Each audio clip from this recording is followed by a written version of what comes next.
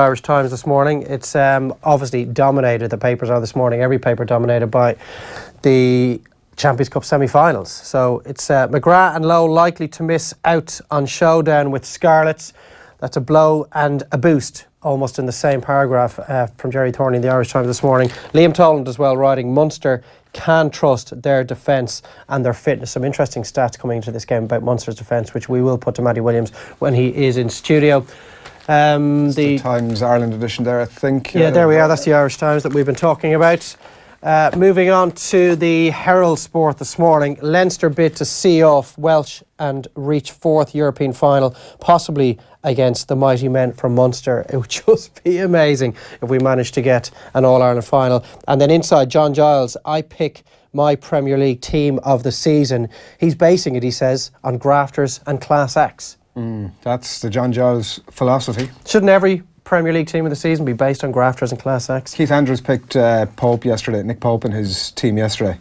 And as I said to him before we went into the show, Nick effing who? What? And I was delighted to see him make a bit of a howler last night. I was at Turf Moor the day that Ben Heaton did his shoulder. And everybody was sort of the sense of this season is gone. Is it Ben Heaton? Tom Heaton. Tom Heaton did his shoulder. Ben Mee, obviously the defender. Yeah. And Nick Pope came in for the second half. It was against Chelsea. No, couldn't have been against Chelsea. I can't remember who it was against. Anyway, yeah. That's irrelevant. But he's been brilliant since, to the point where he's been talked about as a potential bolter for England's World Cup squad, because I mean, it's slim pickings when you're Gareth Southgate. He's picking last night would have done him no good at all. No favours. Obviously, Joe Hart the previous night will have done himself no favours. So it's probably between Butland and Pickford in terms of who actually starts in those group games, and between Pope and Hart as to who's going to be the third goalkeeper. So we shall see. The Mirror Sport this morning.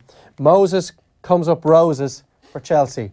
It's been a real battle of the Moses-based headlines amongst the tabloid newspapers this morning. Victor keeps top four hopes alive just about. Sorry, Sam. Angry Allardyce claims Everton have admitted fans' survey blunder. He apparently, obviously not too pleased by the fact that his fans are being asked to take a survey on how well he's done this season. I think he just said when he was asked, piss off, and his best Harry Bassett, what was the England manager? Yeah, Mike Bassett. Mike Bassett. You're really struggling with the pronunciation. Harry Bassett. Well, not quite pronunciation, just the names. Slip right there.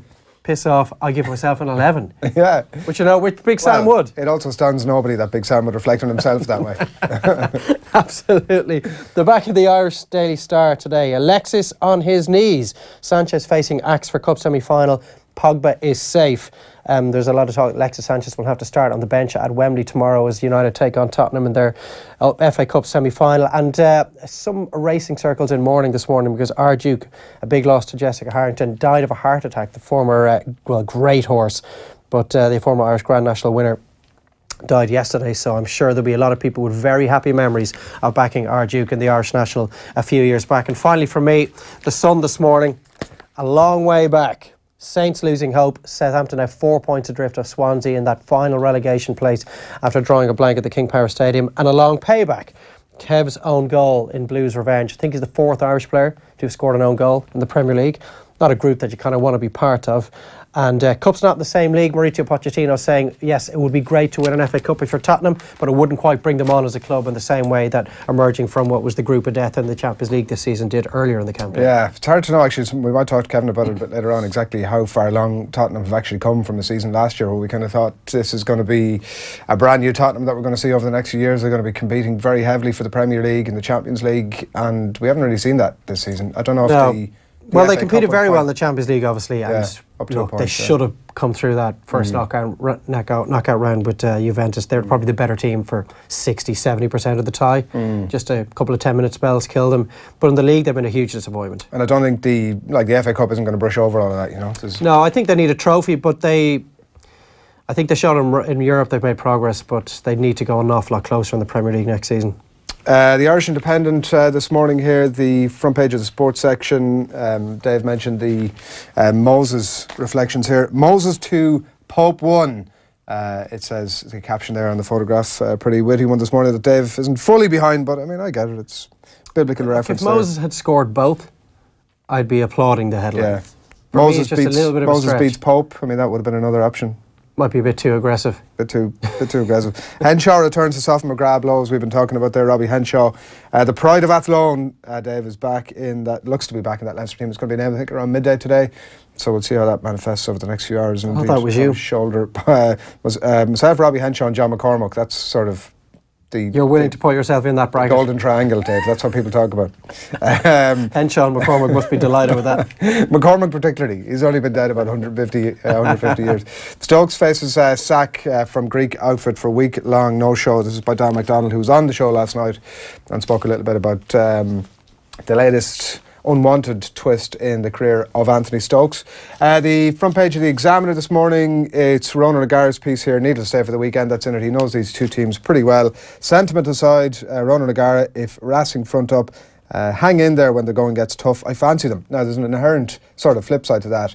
If he's saying if Racing front up and hang in there when the going gets tough, he's obviously suggesting that maybe that might be something that isn't in their armoury.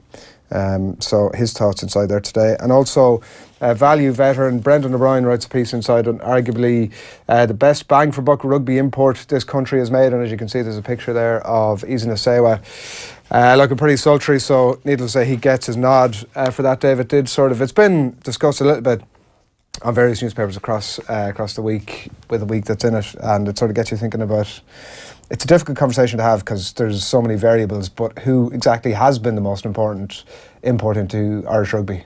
Well, if the description you're going to use is the same one used by Brendan there in Bang for Your Buck, I don't think there's a debate.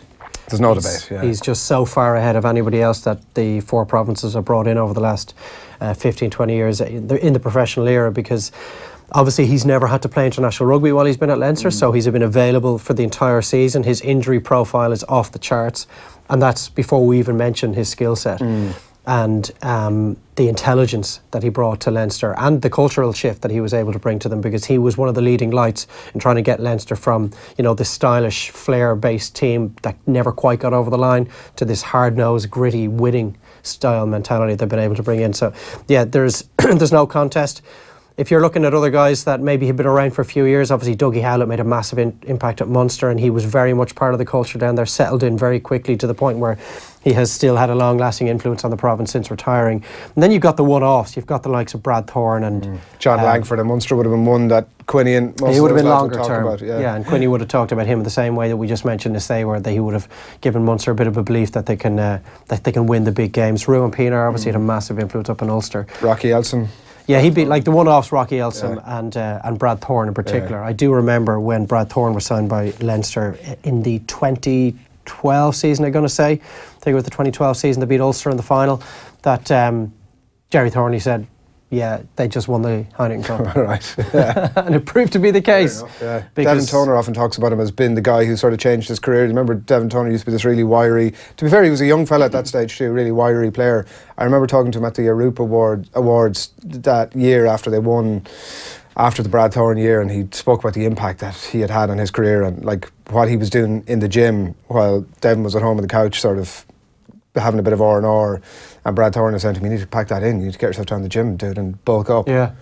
So yeah, he was, I mean, he played till he was 40. Brad Thorne, like an absolute machine. He didn't necessarily train much at all outside of his gym activities, because he was just minding his body, and and that allowed him to have such a long and fruitful career. So, I mean, if there's anybody else that we've missed out that our viewers / listeners want to let us know about, get them in. Obviously, you would have had Bundy Aki in that group, but given that he's a fully fledged Irish international, he probably no longer qualifies. Pat Lam for is this probably debate. I mean, I appreciate that we're wandered into coaches now, but when you think about an outsider who's come into a province, Pat Lam is probably the guy who's had that cultural impact. Joe Schmidt. Well, look at it, exactly. It does open up a whole other barrel of stuff that we don't really want to get into. But yeah, he's going to say, I think 180 odd caps for. It's incredible for Leinster. We'll miss him when he's gone again, Dave. I think is the. When's that going to be though? The next time, yeah. Well, it could be.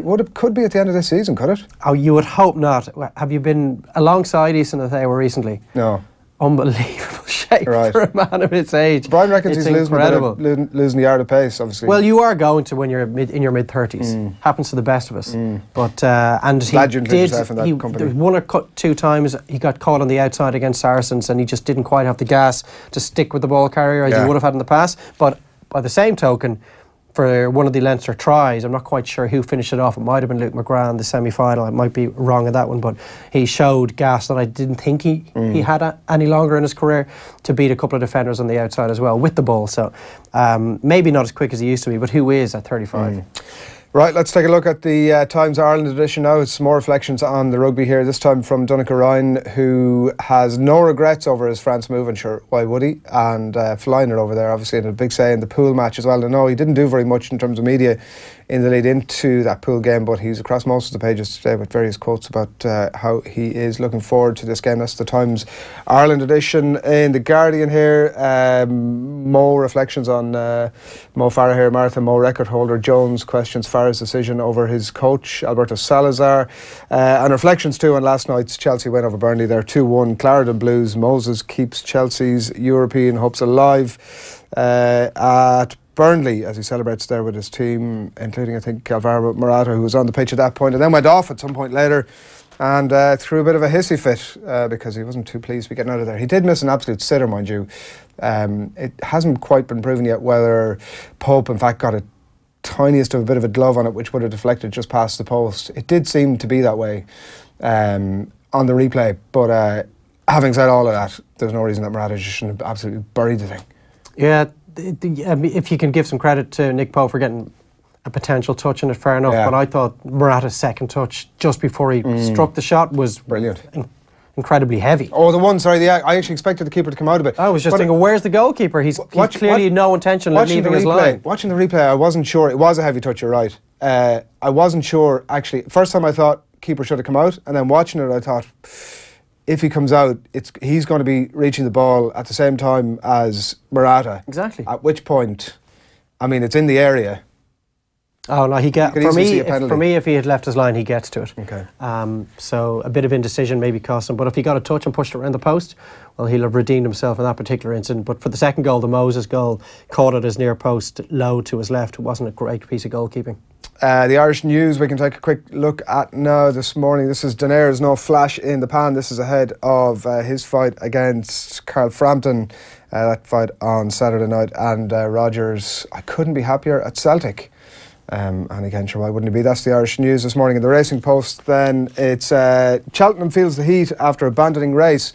This was on first read, Dave, I thought it was 25 degrees at Cheltenham yesterday, so they decided to pull the pin on one of these long distance races, and I kind of thought like it was the acclimatisation thing, so like ultimately 25 degrees is not that hot really, you should be able to race in it, but some experts were saying that actually that the horses would have felt the impact of having come from pretty cool conditions into suddenly these sort of mid-20s.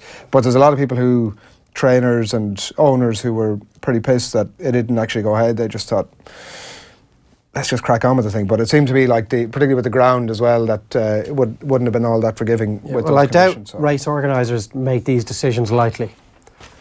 You know, that's the last thing you want to do. Look, I actually think there's sort of elements of the whole concussion debate here. Like, let's err on the side of caution. There's absolutely nothing wrong with that. Yeah. Like, if we think there might be some sort of an element of danger to an animal or a jockey, let's actually just err on the side of caution. And if a horse dies in that race, well, then the questions are being asked, the fingers are being pointed at the race organisers. So I wouldn't know enough about that area to be casting an expert opinion on it, but it would seem to me that they've probably made the right call.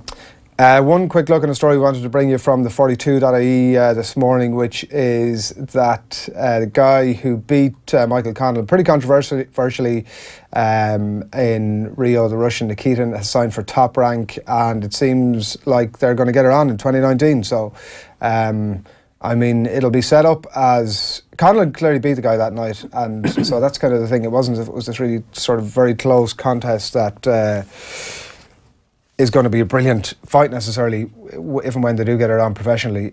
You do really feel that Conor would have the better of him. But a good scoop from Gavin Casey on the 42.ie this morning that we wanted to give a tip of the cap to. So that is what's happening on that front this morning. Keep your comments coming into us on the hashtag OTBAM. Plenty of people in touch, and we'll bring you those a little bit. OTBAM, by the way, is brought to you this morning with Air, the home of Air Sport. You can get amazing live sporting content free with Air Broadband.